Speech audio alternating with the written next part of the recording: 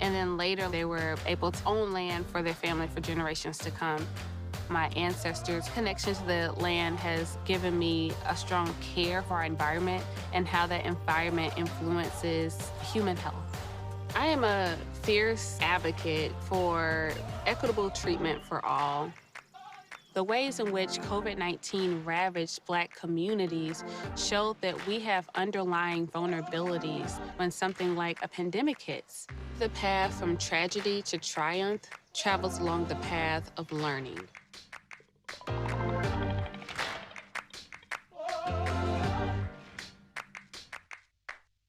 Industry was hurting, but I didn't bandage the rope. Now I got too sick with it. Now we done found us. You know, I mean, here comes Monmouth, the defending champs. Now they come in at North Carolina A&T for homecoming. Advice to Monmouth for homecoming at A&T. You're giving advice to Monmouth? Yes. Very much needed advice for Monmouth for homecoming at A&T. Leave the band at home.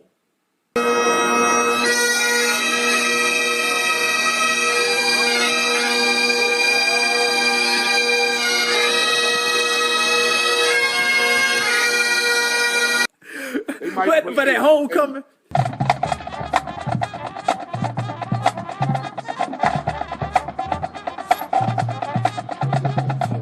you can just get the whole 20 minutes to A&T.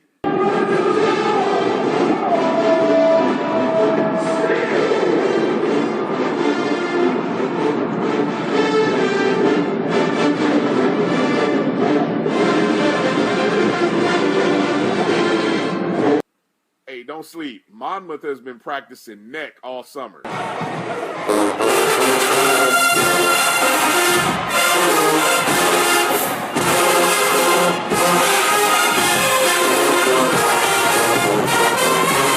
When we see Dr. Lee get out there on the field, we know something. You can find our shows on Facebook at BCSN SportsWrap, YouTube at MyJBN Online, and everywhere you listen to podcasts like Anchor, Spotify, Google, and Apple Podcasts. You can also find the show on the Jericho Broadcast Network's app. Make sure to download. We look forward to you joining the conversation and being a part of the show.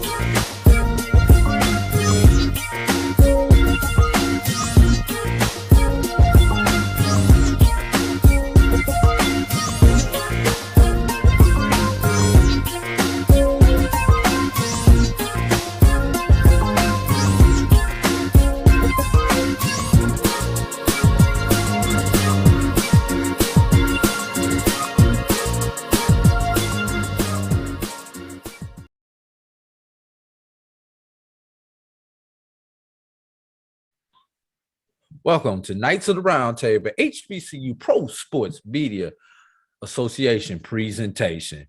This is a show where we get media from around the nation to go inside the happenings of HBCU sports and culture.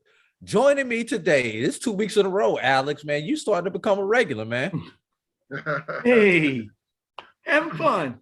Willie Alex Hines.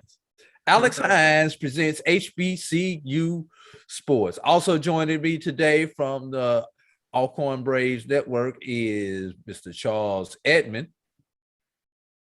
And the big boys have Stephen A. We have Stephen J. Stephen J. Gaither, HBCU Game Day. What's going on, my brother? Well, I appreciate you having me in. Hopefully I can contribute something of value. So we'll see what's what. Well, if you contribute your value half of what you write on their website and the stuff that we see y'all produce, then we gonna have us a good show today, my brother. Let's get this thing rolling, man. First of all, got to get the plugs out the way. Make sure you follow HBCU-Pro Sports Media Association on Twitter at HBCU-Pro. That's HBCU-Pro. Also go to the website, HBCU-Pro Sports Media Association.com. All right, fellas. Hot takes for the weekend. We had a couple of good games. We had some average games, and then we had some mollywops. So we're going to go around the horn. Give me your one hot take for the weekend, be it a game, be it a player. Give me the one thing that just kind of sticks out of your mind for the weekend. Charles, since you had the weekend off, since Alcorn wasn't playing, we're going to let you go first. Well, one of my hot takes was I'm going to go with Grambling, Tennessee State. I'm going to start there. The Grambling's entire offense was rebuilt from the ground up in the offseason. Broderick Fobbs let go, quarterbacks coach, OC, offensive line coach, quality control coach, and built that offense from the ground up. And I was pleasantly surprised that Grambling was able to put up, 16 points. It might not sound great, but considering what it looked like 3 months ago, I was pleasantly surprised that they were able to get that done. So that's one of my big hot takes on the positive side. And of course, on the negative side, the Jackson State, Florida A&M. I was extremely disappointed. If you talk about a hot take, how about a cold take? My cold take coming out of this was Florida A&M lack of quarterback productivity. I had Florida A&M winning the game on the foundation that they would have pretty good quarterback play because Willie Simmons, knows his offense, and can figure out a way to get some productivity out of his quarterbacks. He played 2. It didn't happen. So that's a hot take and a cold take, if you will, coming out of this past weekend's action. Well, since Charles has changed rules and set a new standard for us, we're gonna go with a hot take and a cold take. Steven, what do you have for us? Well, you put the game around on me, so I got to figure out a cold take. My hot take is just obviously all the heat was down in Miami. Even though we didn't get the game that we thought we were going to get. I think there are a lot of people who were probably more disappointed that FAMU didn't win than they were disappointed that their own team didn't win. Because I think a lot of people had some hope in FAMU knocking JSU down, but that didn't happen. And the cold take is the MEAC responding to Deion Sanders. He was asked about the conference realignment situation, and he said, "Hey, I think he said what a lot of people say, which is the MEAC and the SWAC should join together and make a power conference." And that was one man's answer, and the MEAC and the entire league responded to Deion Sanders. So it continues to be Deion Sanders continues to move the needle, whether people like it or not, love it or hate it. So there we go. And that's actually a subject we're going to get into a little bit later on in the show, hopefully, if we have another time. Alex, give me a hot, give me a cold. Hot take. Alabama A&M, South Carolina State. 8:30. Great game. But Alabama A&M can't keep giving up 40 points and expect to win every game. But it was a great game to watch. My cold take was I had to painfully watch Lenore Ryan put 47 on Virginia State. And despite how bad they got beat, I watched to the very end, like a true Trojan. At home. Well, I'm gonna start off with my cold take because I believe in giving you the bad news first, so that the good news cheer you up. I had not one, but both of my alma maters lost this weekend in Florida A&M and Tuskegee University. And as an alum of both, I'm gonna be honest with you, neither one of them looked good in their loss. Losses happen. You can take losses, but the way that you lose is something that triggers the alumni and gets that alumni reaction. Well, it was not a positive reaction for me, for my alumni friends that I talked to from both universities. A good take for me was the just the fact that we're back. We are back in the stadiums. No, stadiums were not at capacity, but there were decent crowds. The two games that I went to, people were masked up. So we were actually able to get out and enjoy ourselves. May not have had all of the festivities that we normally have, but we were actually able to go to a football game, a college football game, and enjoy the atmosphere. I love watching it on TV, but there's nothing like being in the stadium. I agree with you on that. Yeah. I absolutely agree. Yeah. And we just talked about this pre-show. The coverage of these games. It is great. ESPN, NFL Network, all these other SEC network is picking up some games. All these other places are picking up these games. But we need to send a note to them. Y'all need to know how to cover Black college football. Hey, get your commercials out the way the first 2 minutes of halftime. Save your commercials for the last 2 minutes of halftime.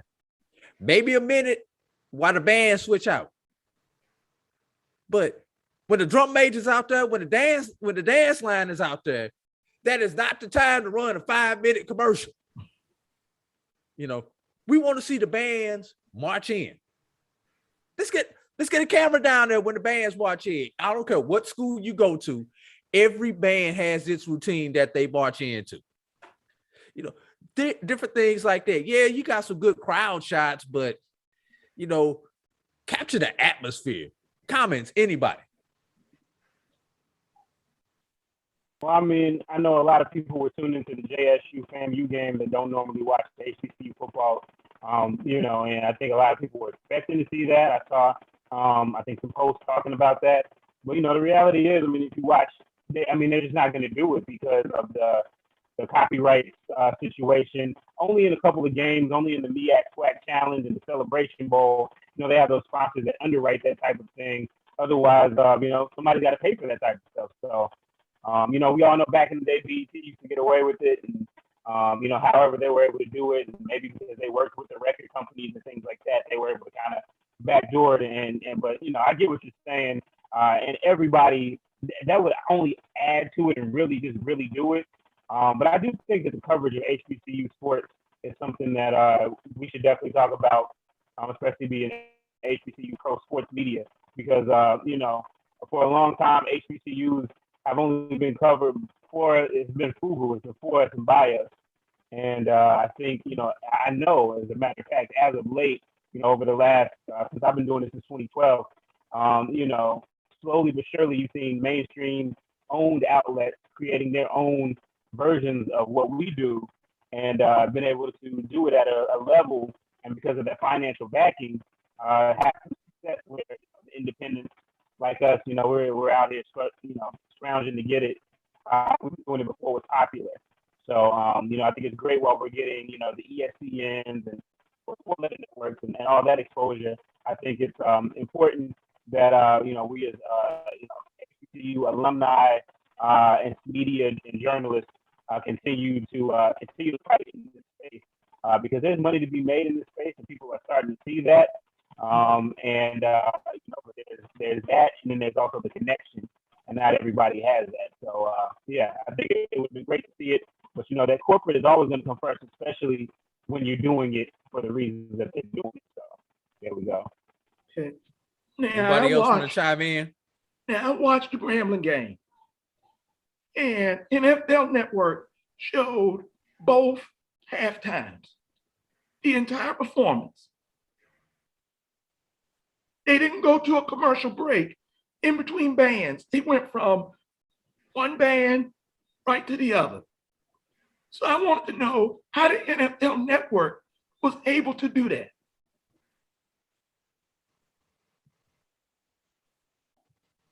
Somebody wrote a check somewhere. It had to be. I mean, ESPN is, if you watch the games, they never do the halftime.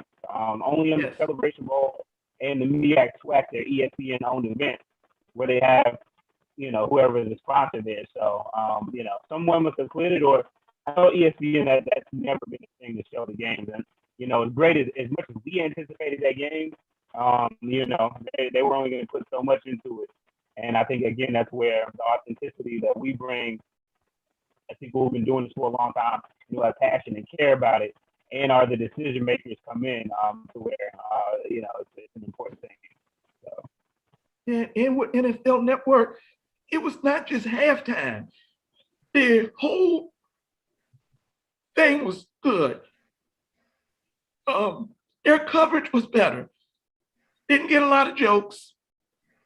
Didn't get a lot of cliches. You had Charles Davis that knew football. And like Charles said, he's very knowledgeable. And he knew what he was talking about. Andrew Siciliano, he did great as a play-by-play. Steve White on the sidelines. And for the second time with this game, NFL Network put on a quality performance. And my question is, could we get another maybe one or two more games on that network? Charles, you want to chime in on this? Yeah, I mean, I do think that it is a copyright issue. Yeah. I can say that, for example, the bands have to have copyright rights. Okay. When they perform every year. They have to cut a check to an organization to perform their music, which is performed by an artist. I don't know what that total is. I knew it once upon a time, but it is a copyright issue, I think. A combination of that plus the decision to run their halftimes, go back to studio and do their halftimes as compared to dealing with the bands. When if you look at the Bayou Classic on NBC, whether it's NBC Network or NBC Sports Network, they cover the Battle of the Bands at halftime, and I do think that's underwritten as well. So I do think it is a money issue, and if that time is not paid for one way or the other, then you're going to go back to the studio and you're going to see a studio show as compared to a band show. And I think that's what you're seeing with ESPN. I think the NFL Network doesn't have as much of a dog in the fight in it. The handful of games that they do on the black college level, I think they've just made the decision to air the bands and show the bands at whatever it costs, whatever it takes. That's what it's going to take, because I think they understand that's all a part of the pageantry of the game, the bands. Whether it's the fifth quarter, whether it's halftime. I mean, I know they don't show that, but I think it's just a commitment to what they're trying to do. And I agree with what Alex said. I mean, the NFL Network covers NFL games. They don't cover college games. And for them to do what they did and have a quality broadcast from start to finish, it is kind of concerning a little bit. And I hope we get some answers as to why ESPN does not show the halftime, because I think fans really want to know that, and fans want to see the bands. Yeah. And one other thing about the show, when you do kick it back to the studio, if I'm watching an HBCU game, if I'm watching a Florida A&M Jackson State game, I'm probably not as concerned about the Alabama-Miami score. So this is an HBCU audience. Stick to, if you're going to do a halftime show, give me some other HBCU updates and scores. I can get them on your app. So I'm pretty sure you got some people who can talk about them every now and then in the studio. We're going to leave that discussion right there. What we're going to do now, fellas, we're going to take a break. When we come back from this break, we're going to talk about everybody's favorite coach, love him or hate him, Coach Prime.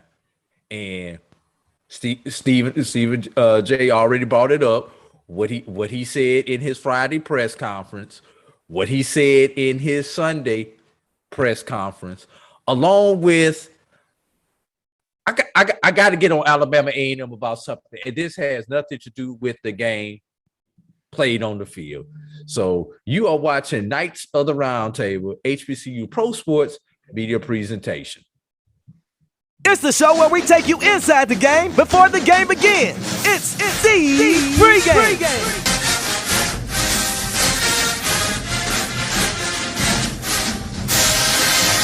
With your host, Charles Bishop and Neely. So get ready, because we pregame harder than the other show's party. It's the pregame.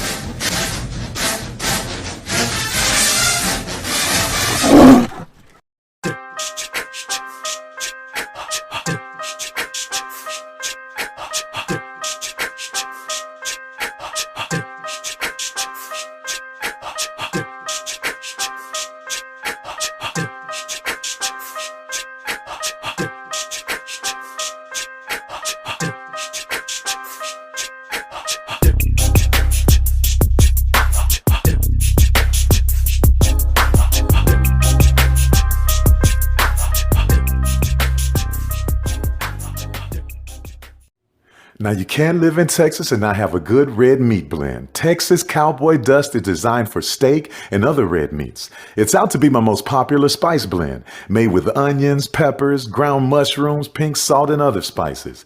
Texas Cowboy Dust also goes great with chicken, pork, vegetables, and adds a restaurant quality sheen to gravies and sauces.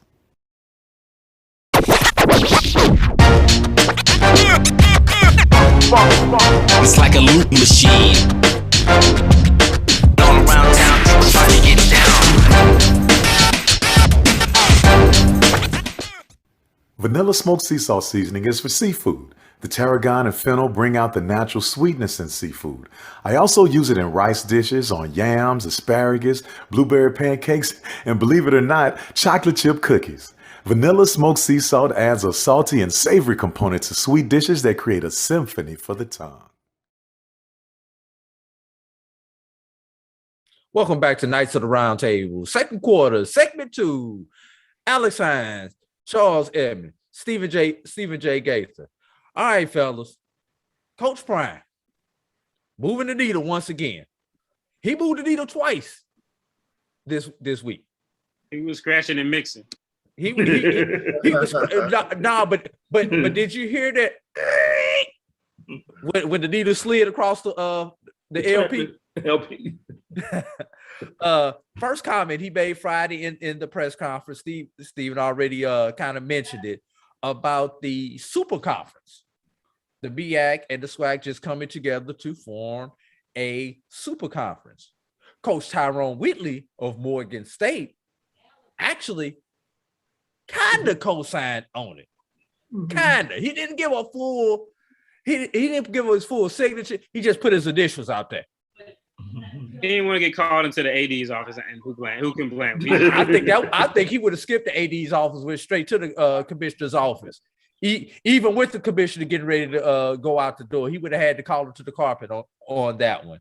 And then, which forced the BAC to actually put out a statement. It didn't force them.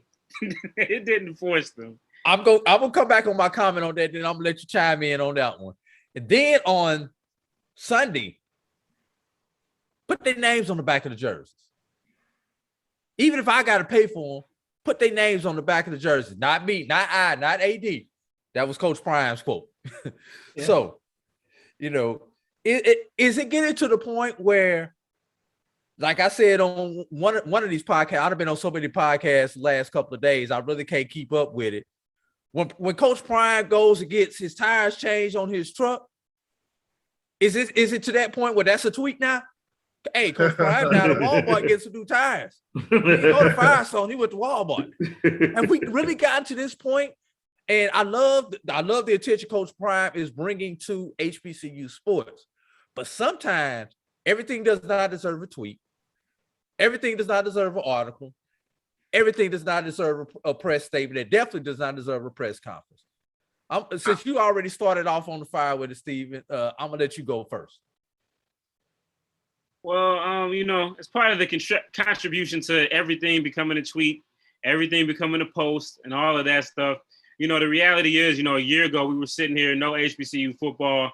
And HBCU Sports broke the news that Coach Prime might be coming to Jackson State, and then it actually happened, and then the build up, and then the spring, and all of this, and they're honestly, if you look at the numbers, and again, in creating this content all the time, and we all look at the data and the numbers, data points, as our guy Mike Washington would say, all the data points say that things have just been there's really a BS and an AS before Sanders and after Sanders. He's brought in casual folks, folks who would not be watching what we're doing right now. Let's be honest. Who he just brings in that. He brings in guys. He brings in Ocho Cinco, Gilly the Kid to spike the ball, and whatever. He makes things happen.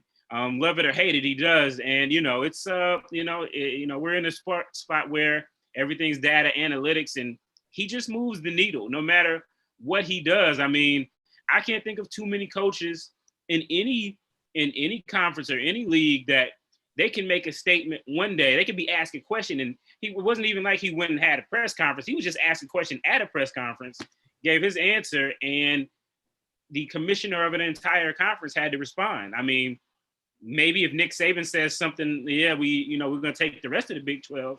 Maybe the Big 12 issues a statement after that. But I mean, he's just his own animal in his own situation. And so, I think, if we talk about the exposure, I mean, it's the same thing that make you laugh and make you cry. So here we go. Got to live with it. Charles, I'm gonna let you come in there. You were shaking your head yes on some things and no on some other things. Let me let you get in there, Charles. Well, I don't. First of all, I'm going all the way back to the hire. I don't have a problem with it. As a person that's covered the eastern side, being at Alcorn and following Jackson State forever and a day, Jackson State needed to make a big splash, and they did with Deion Sanders. Mm-hmm. They had won a championship since 2007. Kind of a desperate program, a desperate fan base. They needed something to happen. And Ashley Robinson's one of those ADs when he was at Prairie View, when he was at Valley, and now Jackson State, he makes big splashes. And that's a big splash. He took a chance. And so far it's paying off in terms of the stuff that he's doing for the program, the new practice field, the equipment truck, and all that. So that's helpful. The new uniforms, the 5 different helmets, that's helpful. But one thing I've learned about Coach Sanders, the person, no matter what's going on, he is not going to be shy to tell you what's on his mind in real time, whether it's the boom box, whether it's stuff getting stolen out of the locker room after his first game with Edward Waters. He's not afraid to speak his mind. And I think we as the media are struggling to wrap our brains around Deion Sanders in terms of who he is. He hasn't changed. This is who he is. Deion doesn't have to get adjusted to us, the media. We are struggling to get adjusted to him. And I learned that at Media Day, big time. And I was involved in the whole, walking away from the interview and all that, calling him, Deion and coach and all that. So love it or hate it, like Steven said, this is who he is. And what's going to help him is winning. And he won that game the other night. And it wasn't pretty. If he lost, I think there'll be some pushback a little bit, but he didn't. He won that game. If he wins against Tennessee State this week, that's going to be another feather in his cap. So I don't have a problem with it. I think as far as the jerseys are concerned, I do think we all need to have names on the back of the jerseys. Whether or not schools can afford to do that is a whole nother story. Deion said he'll handle it. I think he's going to try to maybe infuse some money somewhere from a conference level to where the conference will pay for that. So I understand where he's coming from because you want to know who number 28 is. I get that. I don't have a problem with it. So, I mean, I don't have an issue with a lot of the things that Deion is trying to do. But I do think, though, folks are expecting wins on the board. And if that doesn't happen, then all this stuff gets turned the other way. But so far as 1-0 and the things that he is saying, you can't totally disagree with it. He's just trying to elevate the level of the conference. I think he sees the MEAC because there's only a handful of teams left. He's saying, why not come over to the SWAC? There's only a few teams left anyway. But the MEAC is trying to get some teams to try to add to what they already have. So I understand the pushback, but I kind of understand what Deion is saying. If you only got 4 or 5 teams left, why not join the SWAC and instead of 12 teams, you got 17 teams or whatever it is. I don't have a problem with that. Whether it happens or not, I don't think it's going to happen. But, I don't have a problem with him, throwing that idea out there. And it got to the point where the MEAC pushed back on it and saying, no, that's not going to happen. I don't think it was going to happen. But he said, why not? I have an opinion. I'm going to share that. All right. And before we get to you, Alex, I've got a couple opinions on Twitter about this. Brian Simpkins says, it's 2021. We need to sell licensed HBCU jerseys with player names online. It's a must. It's a must-have in the NIL era. Extra revenue stream that's untouched. Go ahead with your comments, Alex. Deion, he's very articulate. He make you think he's off the cuff, but he's not off the cuff. Everything he says, he has a motive for it. So, like Charles said, while we're trying to wrap our heads around him, he's already know what he's going to say. He already knew that, hey, MEAC, why don't you join us? He said there's either two answers, or I could get some pushback. So it's not just he just sat there and said, oh, let me fly off the cuff. No. Deion has been doing this since he's been at Jackson State. It's about giving, you may not like the coverage we get, but he does everything he can to get exposure. If you watch the Alabama A&M Jackson State game, they interviewed, now, usually they interview the coach that's leading at halftime. They didn't interview Connell Maynard, who was winning. They interviewed Coach Prime. When Alabama A&M won, they interviewed Coach Prime. And interesting about that game was Alabama A&M had been on a layoff for 3 weeks. Went into Jackson and put 52 on his defense. And he didn't get a single mic in his face because ESPN was told, get the camera on Prime, because Prime is going to say something that's going to catch the attention of the fans. So, wait a minute, time out. You must not have heard a Connell Maynard interview, because Connell Maynard will say something that will catch the attention of the fans. Well, I'm not saying he won't, but they didn't put the mic at him. The mic was on Deion throughout that whole game. So when Deion does stuff, it's articulate. It's not off, like I said, it's not off the cuff. And it might sound crazy to us, but he's been shrewd. He was shrewd in the NFL. He said stuff that was off the cuff then, and he's doing it now. And as far as the names on the uniforms, the Eddie Robinson days are over with. It's Tigers and not an individual.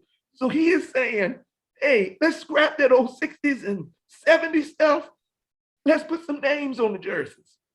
And now in this day and time, I do agree.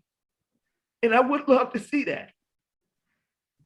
I think if I can hop in, I think just he sees himself as an agent of change, and whether or not you like that, and I think, there's the discussion to be had as Alex was saying, as HBCUs, we can't, that H stands for history. So, a lot of times we are staunchly in that, and anything that comes outside of that, we reject it, especially if it's from somebody who we deem is not one of us. Yeah. And, Deion Sanders, before he graduated from Talladega College last year, nobody ever put Deion Sanders and HBCU in the same sentence. And he got the Jackson State job, and now he's there. And but he, really what he said, he didn't say anything that hasn't been said on message boards. Hasn't been, heck, in the 70s, there was even a proposal where the MEAC and the SWAC were going to join together. But obviously, from the MEAC's vantage point, they've had a rough, half decade or so. They've lost a lot of programs, and ever since y'all stopped dating them. Hey, look, man. Sometimes you got somebody. Sometimes you just out of your league. You You just ain't got it like that. And you know, she got to roll. You got to roll, and she got to roll. So, you know, but you know, so it's yeah. I think a lot of people are resistant to change, and a lot of people are just not gonna like anything that he does. So yeah, there's that. Ramsey Carlton just chimed in, and maybe one of you guys could fact check this for him. At one time, all HBCUs, and I'm pretty sure he's talking about the FCS programs, had names on the back of the jerseys, and this was back when Russell was making the HBCU jerseys.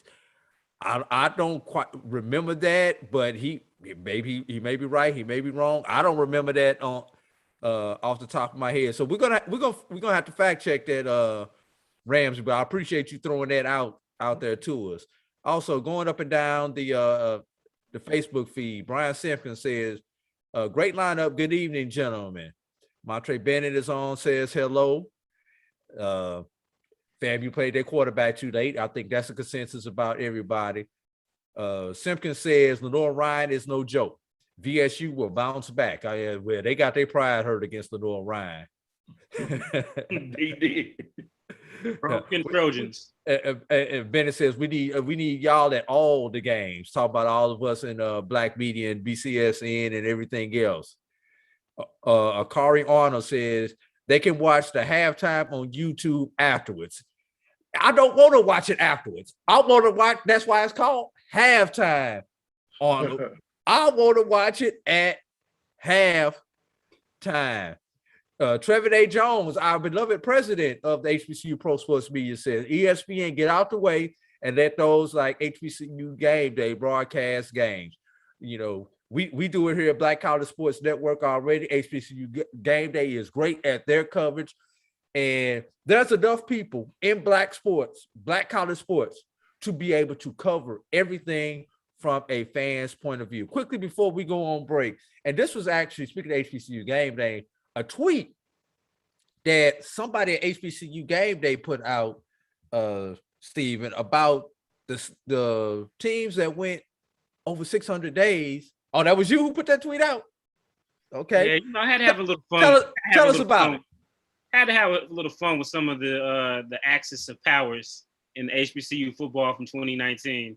You know, A&T, Alcorn, sorry, Charles, Bowie State, Miles, FAMU, all of the teams that were the power teams in 2019, all sat out in 2021 for the spring, and all of them took losses, you know, to varying degrees and different circumstances. We'll see how it plays out, but I think every one of them will probably say that there was probably more rest on those folks who sat out over the spring and the previous fall than there were on the teams that actually did play. I think that's kind of bared itself out, which I kind of thought it would from the beginning, just because, you know, there's the fact of playing somebody, not having played someone else in so long. I think that kind of reared its head in a lot of cases. So now, Alex, ask me this, and either one of y'all could chime in on this. We know the CIAA sat out the entire everything last year. Yes. Did those Gulf South teams and those SAC teams play this spring? I don't know off the top of my head. I think some of them did. You know, and now that you said that, I really want to go back and look. Did a Lenore Ryan play in the spring? Is that the reason why they kicked? They did. You know, kicked Virginia State's butt.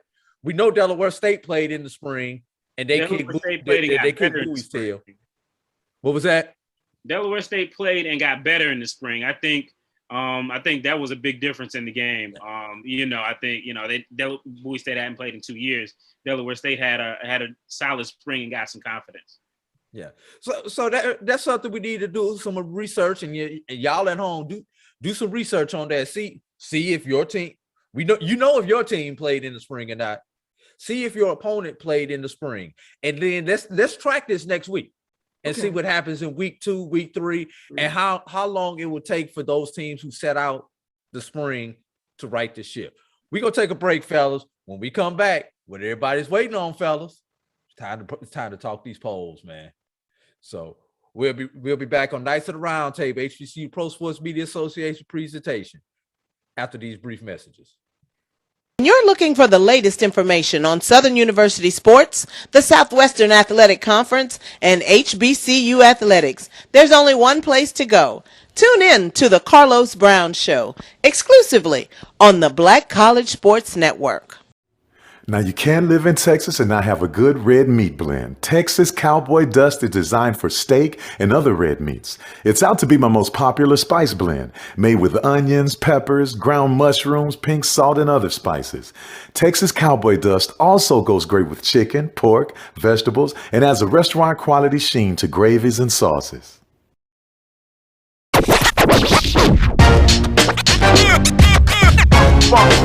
It's like a loop machine. All around town, people trying to get down. Vanilla smoked sea salt seasoning is for seafood. The tarragon and fennel bring out the natural sweetness in seafood. I also use it in rice dishes, on yams, asparagus, blueberry pancakes, and believe it or not, chocolate chip cookies. Vanilla smoked sea salt adds a salty and savory component to sweet dishes that create a symphony for the tongue. Can I get the now bar, please? $1. Have a good one. Got it. Hey, what's going on? Hey. Let me get a now bar. Sure. $1. Appreciate you. Got it.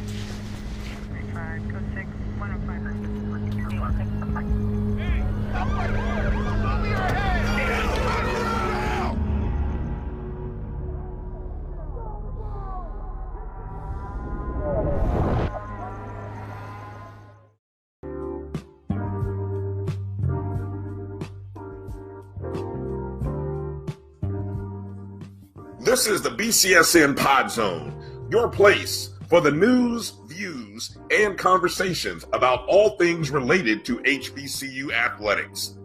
Here are the BCSN SportsWrap, Dr. Cavill's Inside the HBCU Sports Lab, Knights of the Roundtable, the pregame show, the Carlos Brown Show, the ONG Strike Zone, and more in one place. We are changing the way you consume HBCU sports, one broadcast at a time.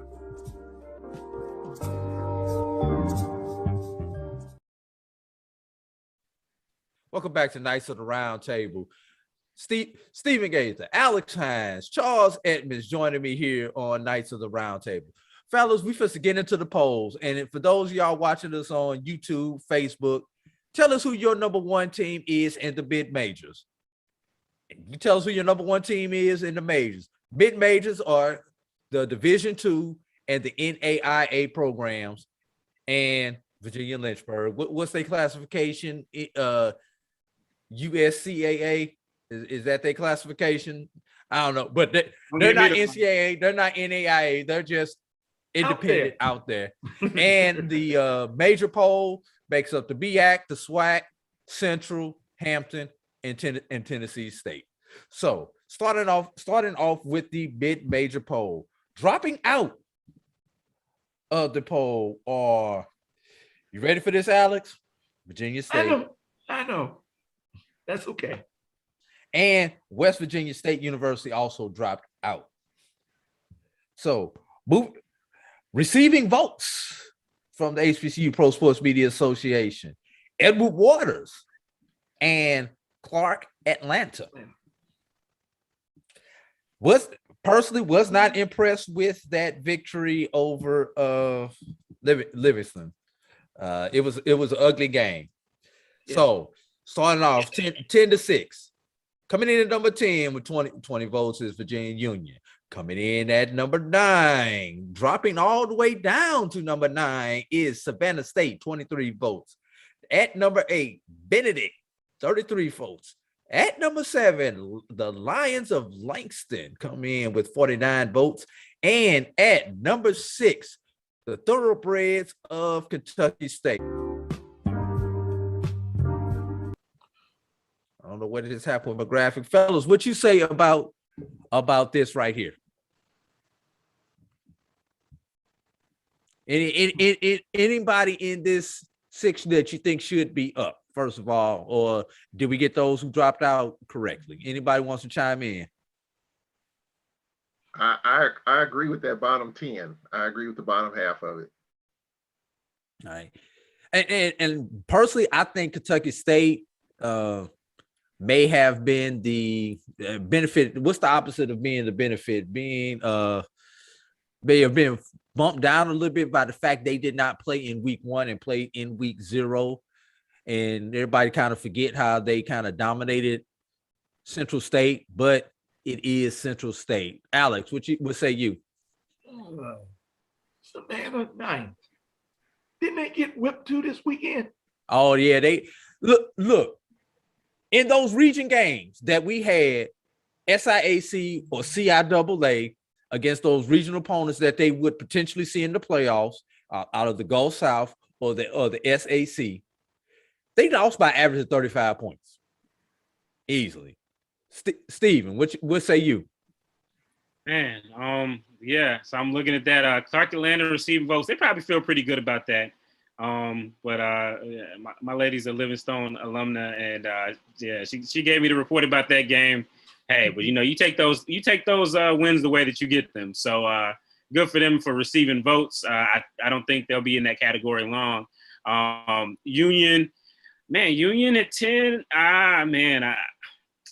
I kind of feel like, all right, I'm just going to be honest with you. I feel like a Union lost to Hampton and a Savannah State lost to Valdosta State is probably, it's probably almost, it's just as good as a win against Allen. I'm sorry. and one thing, Union gave Hampton fits for 3 quarters. Yes.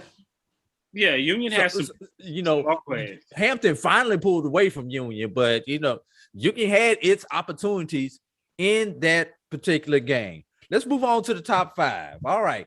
Coming in at number 5, 77 points is Miles. Coming in at number 4, also with 77 points, but got the tiebreaker because they received a higher vote. They received the second place vote within their voting, where Miles did not receive a second place vote, is Fayetteville State. Coming in at number 3, Bowie State, 78 points. But here's the thing about Bowie State. 3 first place votes, despite the loss. Coming in at number 2, after a dominating victory over Tuskegee University, Fort Valley State University comes in at number 2, 79 points, 3 first place votes. And at number 1, coming in with one of the few non-conference wins for the SIAC is the Albany State Golden Rams, 106 points for first place votes. Alex, I'm gonna let you go first this time. That's interesting. Bowie must be still that respectful to lose and be ranked 3rd. But I don't know how that game was close with Delaware State because their QB threw 4 picks. He threw 4 interceptions, and that game was still close. And I said, okay, it's 26-3. Delaware State running away with it. Then I came back, it was 32-24. I'm like, what's going on? This guy's thrown 4 picks, and yet Bowie State is still in this game and had a chance to win. So is that a reflection of Bowie State, or is that a reflection on Delaware State? Might be a little bit of both. Might be a little bit of both. We'll see what happens this week. Fayetteville, poor Fayetteville, no matter what they do, they can't get any respect. They beat down Elizabeth City, and they still can't pass the team that lost. Hey, Charles, bail about here. What you got for me? Well, Albany State, they beat Mississippi College, right? Yeah. Right. How far is that from you? From my house, about 25 minutes. Okay. That game got a lot of attention here in Mississippi, in the Jackson area. I can tell you that. I think a lot of folks in Clinton, that's Clinton, Mississippi, that's where Mississippi College is located, were shocked at that result. And I saw the highlights. I was impressed with Albany State. Fort Valley, what they did to Tuskegee, I saw that game. You saw that game. I don't have a problem with with number 2. Miles, tough loss, 1-point loss as they played up to Alabama State. I might would have bumped them up another notch. I would have bumped them up because they played up and they played so close. Should have probably won the game. So for the most part, if they don't botch the PAT in overtime, they keep themselves in the position to win that game. Yeah, correct. And if they had happened to win that game instead of them being 5, they probably would be. They would be number 1. Yeah, number 1. I would agree, because that, playing up and winning that game really accounts a lot more for what Albany State or Fort Valley did. So I don't have a problem with the top 5, but I think it also shows you that, at the mid-major level, even when these SWAC teams and MEAC teams play down, you're seeing now that the level of competition, at least through the first week or 2 of the season, it's really impressive to see, because you're not seeing these 81-0 blowouts like you've seen in the last 10 or 20 years. Yeah. Steven, what you got for us? All right, so I'm gonna start from the bottom up. Miles at number 5. Yeah, they played against Alabama State, and I actually liked Alabama State coming out of the spring, so I'll give them their respect for number 5 in a close loss. They got to get a little bit more out of their offense. I think that's that's what has been the problem with them in the playoffs too. They got to score some points. So we'll see if they can do a little bit better against Southern this week. I was at the Fayetteville State and Elizabeth City State game, and like Alex said, it's it's tough for Fayetteville State because they came out and played lights out, but they were playing Elizabeth City. Yeah. No disrespect to the so Steve, I gotta ask you this: which game do you discount more, Central State, Kentucky State, or Elizabeth City, Fayetteville State? You got to discount them both. Man, well, I'm gonna have to discount the Central State one a little bit more, because I was at the Elizabeth City at the Elizabeth City Fayetteville State game. Fayetteville State, all kidding aside, they've beaten up on my alma mater 2 of the last 3 years and gotten to that championship game where they choked. But I think they've come out prepared to change that narrative, and they did everything that they were supposed to do, and they still end up where they end up in this poll. They had a dominant performance. They got some guys who are on the list for Senior Bowl, above some guys that are at the D1 level. So they're a talented team, and maybe this is the year that they break through, and they're able to get that championship. Bowie, man, it's tough for them. Look at Fayetteville. Even when they win, and Bowie loses, they can't win. So it's rough. I know it's rough in the SWAC, but it's tough in the CIAA South right now. So we'll see what happens. And then 1 and 2. Albany State, definitely give it to them. I don't know how impressed, we know Tuskegee's a name. I don't know if that puts them up at number 2. I don't know. I think it's just like when people were whooping Grambling last year. It's that name, it's that tradition. But when you see a victory over certain schools, and I'm gonna put you on the spot on this one. When you see that victory over Winston-Salem, that victory means just a little bit more. No doubt about it. Victory over Elizabeth City. You said it, not me, but yeah, some teams still feel like they got a trophy because they beat Winston and they didn't. So right. I get it. Brian Sipkins reminded us that Virginia Lynchburg is NCCAA. Akari Arnold says Fort Valley should be number 1. Chris Tucker says Virginia Union should be bumped up 2 slots. And Sipkins also says Benedict could be higher. And 2 things that I want to watch for, 2 SIC games that I think are going to be interesting this weekend. Miles going to Southern, Fort Valley going to FAMU. But we're going to hold those comments on those for just a moment. I want to get into this article that y'all put out on HBCU Game Day about these check games, Steve. Quickly sum that up for us. Yeah, well, we didn't have it last year because no HBCUs played in the fall and the money games didn't happen, but and none in the spring. But I mean, every year there are, multiple times where, just like when, Miles traveled to Alabama State, they got a check for that. They played up in division ranks, just like when Union went to Hampton, they got a check from Hampton. Now, they weren't the size of checks that are being handed out this weekend.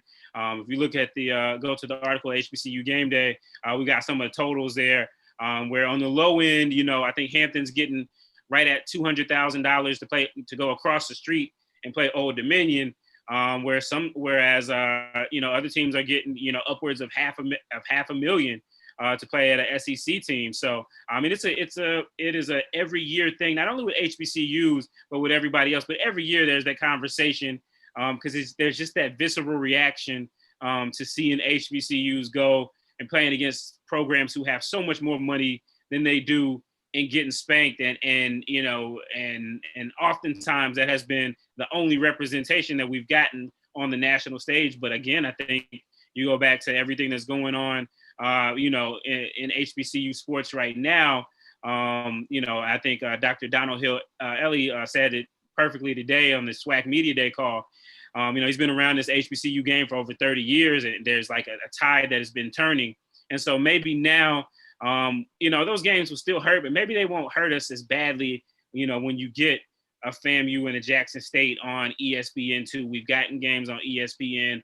If that type of coverage continues, maybe people won't have that same reaction. But I'm going to be in Winston-Salem this weekend. I'm going to be not seeing Norfolk State take on WSSU, but take on Wake Forest University, and they're getting cut a nice size check for it. So we'll see. But they're still going to be playing an ACC opponent, even though it is Wake Forest. I mean, they're still in the ACC technically. So I think Alabama State takes on Auburn this week. So they just gave a check to Miles. Now they're gonna get their refund check from Auburn this week. And I believe y'all have a check game this week, Charles, don't you all? Yes, well, I don't know. I need to follow up on that because we're playing an FCS opponent, and I am familiar with the guarantees FCS to FCS. Unless you're playing one of the top tier teams in the FCS, like a James Madison or a North Dakota State, something like that, in which you get a small guarantee. Most of the regional FCS to FCS are home and home, or maybe a 2-for-1. When I say a 2-for-1, that means that like Alcorn will go to Northwestern twice, and Northwestern State will come to Alcorn once, and there's a small guarantee there. But most of the FCS to FCS, there's not a guarantee because they just don't have the revenue to be able to make that happen. I think everyone's looking for the $1 million pay date or the $2 million pay date that you see in the FBS, where Boise State might go to Alabama and get $2 million. You're not going to see that on our level. We played Arkansas a few years ago. We got like $575 a few years ago. A lot of people were, some people weren't too thrilled at that type of guarantee, but that's what was negotiated.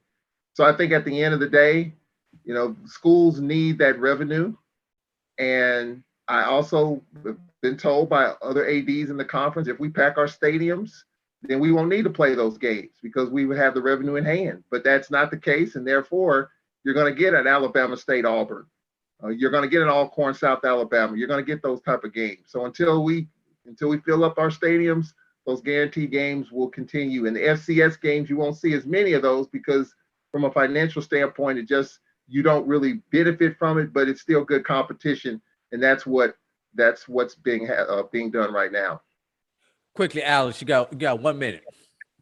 And filling the stadiums, that's been a problem for years. Even if you're winning, we don't pack the stadiums. So, like you said, Charles, pack the stadiums, won't need the money games. But the SWAC has been leading the FCS in attendance for 41 years, and they still got to play money games. It sounds nice. I'm sure the ADs want to sell more tickets, but it's going to take a lot more than that for those to end. Merchandise, things like that as well, too. So definitely got to pack the stands, though. But and one thing though, and we all know it. You gotta tell Ray not to leave the back gate open so that me and my family can come in. With that being said, we gonna take a break, fellas. When we come back, we gonna go over the major poll, and we gonna give our party shots. You're watching Knights of the Roundtable at the HBCU-Pro Sports Media Association presentation. Let's get back to strolling instead of scrolling. Before we can safely come together, we need the facts on COVID-19 vaccines. Visit getvaccineanswers.org so you can make an informed decision for yourself and for your fam. Are you hungry for authentic Caribbean food? Like jerk chicken, oxtail, red snapper, shrimp, tofu, and rasta pasta? Well, find your way over to Mango's Caribbean Restaurant, 180 Auburn Avenue, right next to Royal Peacock in downtown Atlanta. Them belly full, but we hungry. Mango's Caribbean Restaurant, open daily from 11 a.m. to 10 p.m. And on Friday and Saturday, we're open till 4 a.m. Come to Mango's and put some spice in your life. Oh, we've got a good thing going. Mango's Caribbean Restaurant, 180 Auburn Avenue, right next to Royal Peacock in downtown Atlanta. For more info or directions, call 404-698-3992 or log on to mangoscaribbeanrestaurant.com. For instant coupons, text MANGOS to 313131. Tell your mama hungry, papa hungry, brother hungry. Mango's Caribbean Restaurant, authentic Caribbean cuisines. Open up the door, tell them mama hungry. Thank you guys for what you do for HBCU athletics. This is a fantastic avenue for all of us. This is our ESPN, so we love what you guys do. Brian, AD, Roy, all you guys at BCSN. We really appreciate what it is that you guys do for us.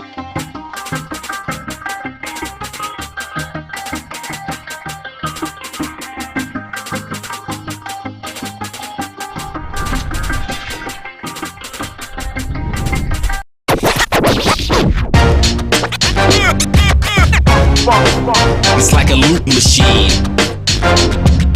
All around town, people trying to get down.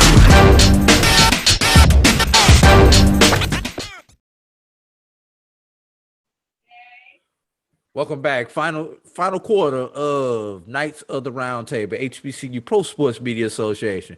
All right, we went through the mid-major polls. Hopefully everybody will chime in and tell us what they think about the major poll, or tell us if the media is right or wrong. But it's a poll. It's for conversation. It's early, y'all. Teams are going to fluctuate up and down. Mm-hmm. You have a team jump up to number 3 this week, and then they'll be receiving votes next week, just because of these wins and losses that you get, especially in these non-conference games. Because, boy, if our only data point was week 0 or week 1 for some of these teams, it's going to be an ugly season for some teams. If that's the only data that we have to get in. And yes, I saw that from you, Michael Washington. I just want you to know that data point. I love that now. All right. Well, can I say something real quick about that? Because go ahead, Charles. Being a part of this conference for 35 years, okay, I have never seen a time in which there's so many anxious fans after week 0 and week 1. People are on the edge of their seats right now based on what has happened in week 0 and week 1. No, it's a long season. There's a lot of football left to be played. Yeah. But I haven't seen this much anxiety since I've been a part of this conference since 1986. That's a good thing. It's a bad thing, but it generates a lot of buzz and excitement. It's a good thing depending on where your 1 is. If your 1 is on the left side, that's where the W's are. It's a good thing. If your 1 is on the right side, that's where the L's are. It's a bad thing. Let's move to this top 10 for the major schools. Dropping out of the poll, the Jaguars of Southern University. Wow, they dropped all the way out. No respect. Also dropping out were the Wildcats of Bethune-Cookman. You know, they actually played a pretty decent game, at least for half the game. So that kind of surprised me. Yes. Receiving votes, Alabama State.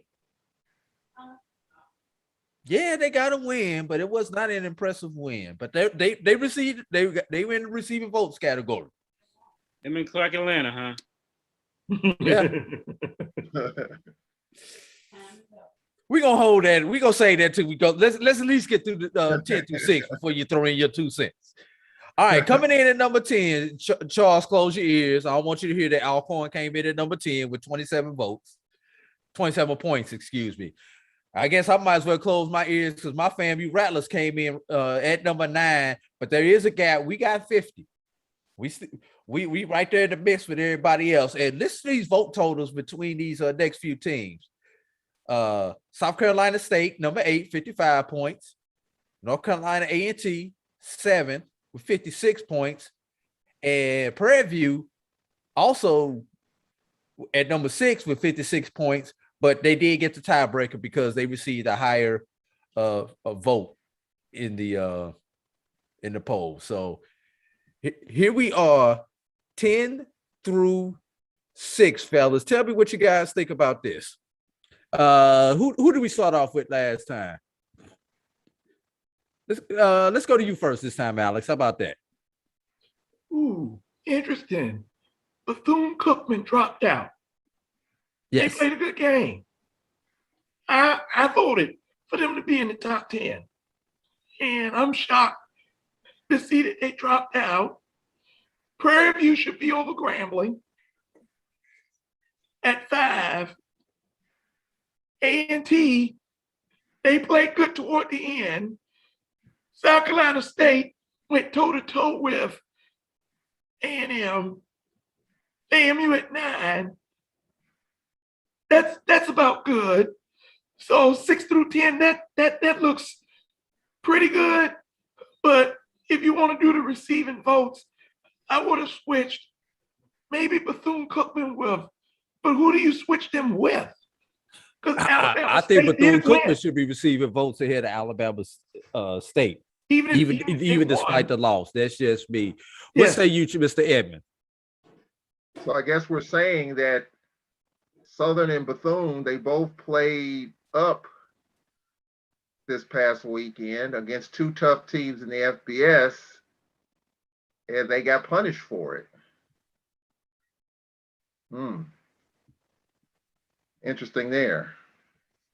Alabama State, yeah, I don't have a problem with that. That was, I mean, it was a win, but wasn't a great win. And I guess, you look at Alcorn. I mean, we talked in the last segment, the Braves hadn't played in 600 days plus. North Carolina Central's kind of in the same boat. But yet we still got some votes despite that loss. And so, interesting to see that. FAMU, I think that one is about right. And I had FAMU to win the game against Jackson State because, number one, quarterback play. I did not expect FAMU to get such pitiful results from the quarterback position. That's why I had him winning the game. Shedeur Sanders, I knew he was going to struggle. I knew it was going to be a challenge, but I thought FAMU would get better quarterback play. So yeah, I'm good with where FAMU is. I thought it was a good loss by South Carolina State. I mean, you're playing the best team in the SWAC.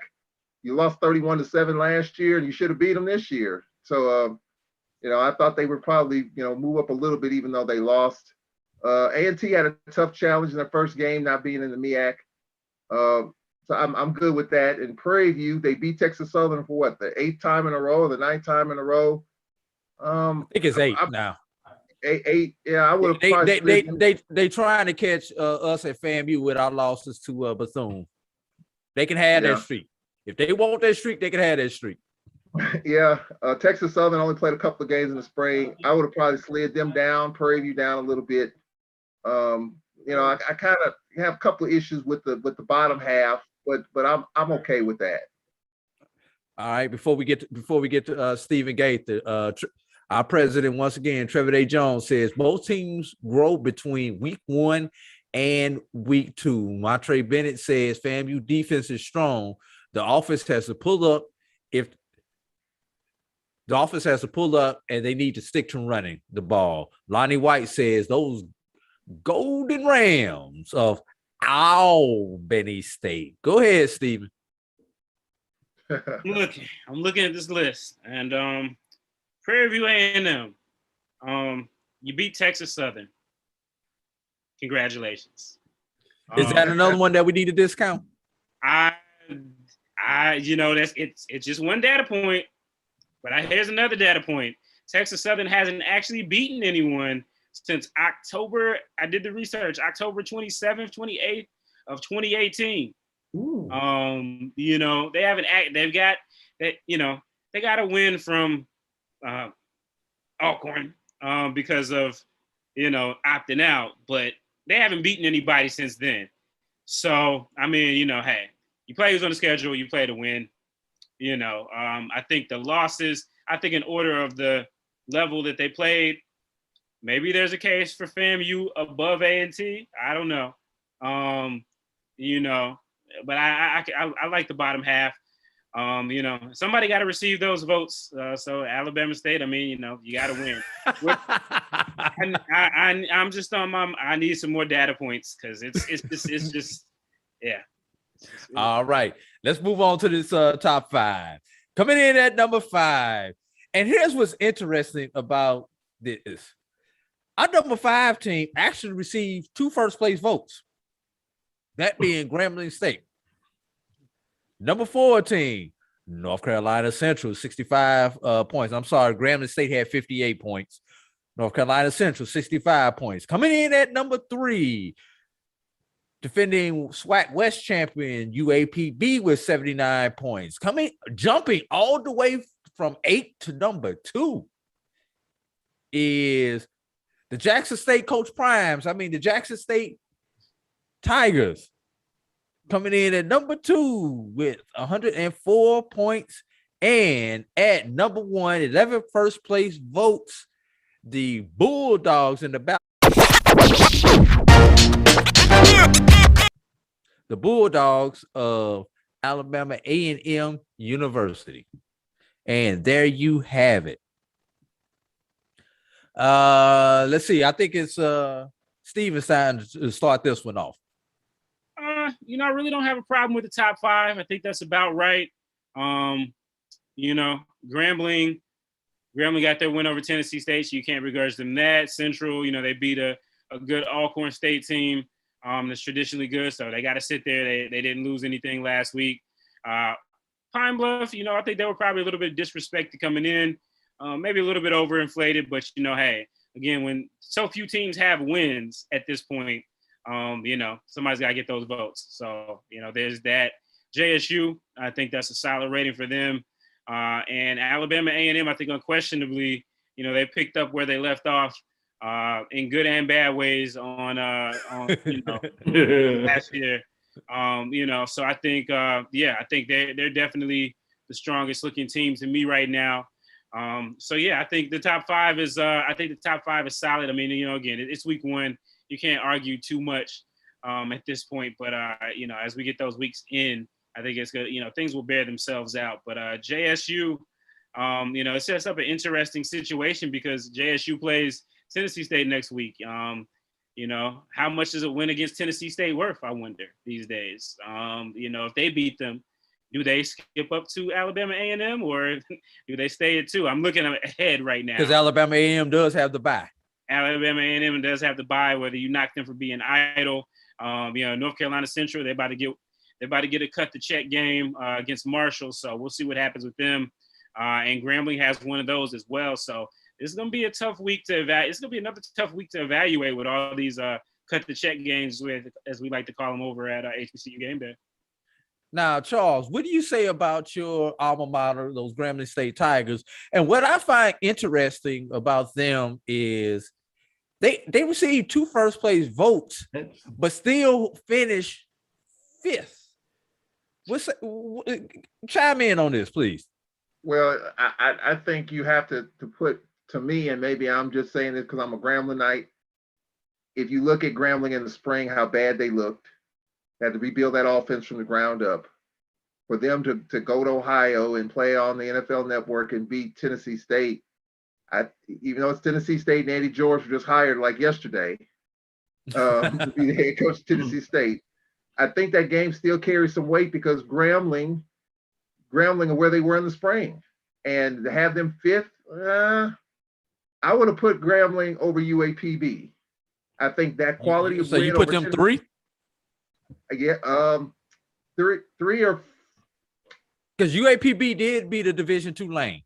Correct. And yeah, they won, but I'm also looking at who they played too. I mean, so I for me personally, you know, putting weight when you're playing down like that, it carries some weight, but Grambling beat a quality opponent, albeit a coach that just was hired day before yesterday. Central, I don't have a problem with that. I mean, that was one of the biggest upsets, I think, that you're going to find. I mean, in the books, in the Vegas books, Central was probably a 14 to 17 point favorite over Alcorn. And for that to happen, it was a huge upset. So, you know, Central being where they are, I don't have a problem with it. I would have probably put Grambling up there as well, maybe another notch, because of what Grambling had in the spring or what they didn't have in the spring. They didn't have much. Even if Jackson State beats Tennessee State, I think Alabama A&M still will probably be number one. I think, again, because Tennessee State with a new coach still trying to figure things out, I think that it won't carry as much weight. I still think A&M will be number one, even if Jackson State wins. If Jackson State wins Saturday. Now, they play ULM and Delta State coming up. If they win those two, and if A&M stumbles, then I can make the case for JSU moving up, maybe to number one. But right now, I'm good with where A&M is, and I'm good where JSU is. I have an issue with UAPB though. Yeah, I don't have a problem with necessarily with Grambling sitting right there where it is. Grambling, Prairie View, Central. You could pretty much put those three in any order that you want to. I just got a problem with the 2 first place votes. That's what I want to know. Alex, what you got? Then I'll come back to you, Steve. How did he get those 2 first place votes? Yeah. And Jackson State didn't get one. He beat Florida A&M, did not get not one first place vote. I don't think anybody had Jackson State beat Florida A&M. I mean, that was a huge which is upset. why if you think with that theory, they should have got somebody should have potentially gave them a first place vote. Not taking anything away from Alabama A&M.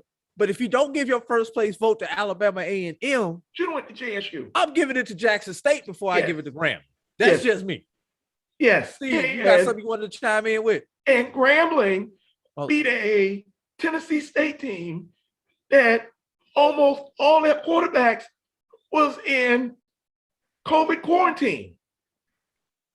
They started a true freshman. They played 3 different quarterbacks. So now, defensively, Grambling looked pretty good, but like Charles said, offensively, they struggled. And if you're gonna, you better hope that when you get in the SWAC play, that's fixed. Because you're gonna have some teams in the SWAC that can score. And every game is not going to be 16-10. And not everybody's quarterback room is going to be on COVID protocol. But the 2 first place votes, that's what I have a problem with. They should have went to Jackson State. Steve, what you got? So clearly what we have here is a Russian infiltration of the HBCU-Pro Sports Media poll. Because I don't way that Grambling is getting 2 votes. That's the only way to get 2 votes for a win against TSU. And I'll just go back because things Charles said that stuck out to me. So you're going to give Grambling credit for where they came from the spring, but you're also not going to give UAPB credit for what they actually did in the spring. Right. They beat a D2 team that was on their schedule, but they beat them. And in the spring, and they beat them convincingly also. Unlike Alabama State. Unlike some people in the SWAC, and it was that. And then also, so Tennessee State can't be a quality win for Grambling, but now it's not a quality. It's either they're good or they're not. They're a quality win. They're okay win. Now we know Grambling was struggling to get over the hump. It's a feel-good story, but if TSU beats them next week, and now if JSU beats them next week, and now they're 0-2, it'll be interesting to see who else wins, how much weight Tennessee State will carry in this poll going forward. I think that'll be pretty interesting. Quick rebut, Charles. I think Tennessee State, if they beat Jackson State, I don't know how far down Tennessee State is in this poll, if they are 12th or 13th or whatever. I don't know how far down in the poll they are. If Tennessee State beats Jackson State, they may crack the top 10. I agree with what Steven says. I mean, does the Grambling Tennessee State game carry as much weight as UAPB and Lane? That even though, yes, UAPB is the Western Division champs, they played down. Yeah, they got a good win. But I'm also looking at FCS versus FCS. I'm just, for me, I'm putting a little bit more weight on that.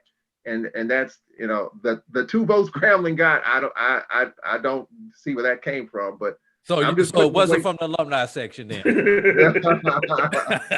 don't know where that came from. Block. The Russian I have no idea. Now, I tell you what, if Grambling beats USM Saturday, then we can have a conversation, because they I will gladly have that conversation with you. We'll take it back. Yeah. But for me, I just think FCS to FCS versus SWAC D2, whatever it is, I'm putting a little bit more weight on that for me. I mean, I might be totally off the cuff on this one, but I think, you know, for me, some of it is being a Grambling but some of it is considering where they were in the spring, and it was a little bit of an upgrade, enough for me to be a little comfortable at 5. But I guess for me, I guess I could change my tune and say I'm good where they are at 5. All right, y'all. It's time for us to pick up this show and get up out of here. So it's time for our parting shots. I'm gonna let Alex go first, and then after you get your parting shot, give your plugs. First week, pretty good. There was some good quarterback play. There was some bad quarterback play, and somebody dropped a question on Facebook. Why was there so much bad HBCU quarterback play? And I just hope it picks up this week, and hope that the quarterback play for our schools are better. You can find me at HBCU-Sportsnet.com. Facebook and Twitter are both Alex Hines. That's where you can find me at. And just glad to be here, and just honored once again to be invited to the show. Charles, we're gonna let you go next. It'll be interesting to see. You know, every coach tells you in football the biggest improvement is from week 1 to week 2, and we'll see. You know, teams on alert, like Alcorn playing at home against Northwestern State. Hopefully they can bounce back. Southern University against Miles. Hopefully they can bounce back, and FAMU in their game. So we'll see. We'll see if those teams can bounce back. I think there'll be better quarterback play as we now get into the rhythm of the season. You can find me. I'm on Facebook, Charles Edmond. I'm on Twitter, Tall Man Radio. Looking forward to week number 3 of the college football season. Steven? All right. So, so on the 2 different levels, we got 2 different goals. And the CIAA and the SIC win some out-of-conference games. You know, you got to pick your faces up. You know, Fayetteville State playing Wingate, it would be a huge win for the CIAA. They've kind of beaten up on Fayetteville State specifically, and some of the teams in the CIAA. And then, you know, Winston-Salem State, my alma mater, they'll get their first chance to play, you know, in 600 plus days after UNC Pembroke pulled out on them for COVID protocol. They play a Catawba team that, you know, has historically been a tough win for them. So I think for the CIAA and the SIC, you want to get those out-of-conference wins.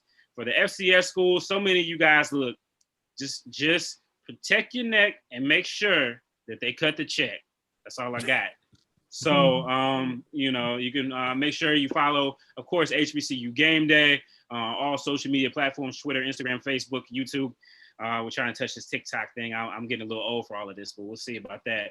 And you can follow me at Says the youngest person on the panel, but exactly. And that's why I like being here. You can follow me at Stephen J. Gaither on Twitter. I stir the pot a little bit. So, all right, fellas. I need to get a little bit closer to my camera when I do this. Alumni, students, supporters, relax. Your team lost. My team lost. It's only week 0 or week 1. They are not going to fire the coach this week. Stop calling for these coaches' heads. this week. These coaches have gone through all of 2020. Some of them played, some of them didn't. They all had to deal with this COVID stuff. Kids who they wished were on their roster said, the hell with this, I'm going to get me a job now. I'm not coming back to school. More power to them. I ain't got no problem with that. Other students have exercised their rights in the portals. Yeah, we know they've been practicing since May for their first week opponent. We thought they were going to look better. But I'm going to be honest with you. All these games were sloppy this weekend. Turnovers, fumbles like you've never seen before. And remember, the only fumbles that go on the stat sheets are the ones that go to the other team. We ain't even going to count how many fumbles were actually recovered by the offense. So relax. It's going to take to the end of September for, how they say, the market to correct itself, for us to get back to some normalcy. We're expecting homecoming football week 1. It's not going to be homecoming quality for a few weeks for everybody. Relax. Relax. My name is AD Drew, at BCSN Drew on Twitter. MyBCSN.net on at MyBCSN1 on all other social media for the network. We are HBCU-Pro Sports Media. You can follow us on Twitter at HBCU-Pro. Once again, that's at HBCU-Pro. So for Alex Hines, Charles Edmonds, Stephen Gaither, Zadie Drew, we'll be back on our regular Monday night next week. Thank y'all for tuning in. God bless, God safe. And for those still in Louisiana dealing with Hurricane Ida, we're still praying for you. Yes. Peace. I'll holler.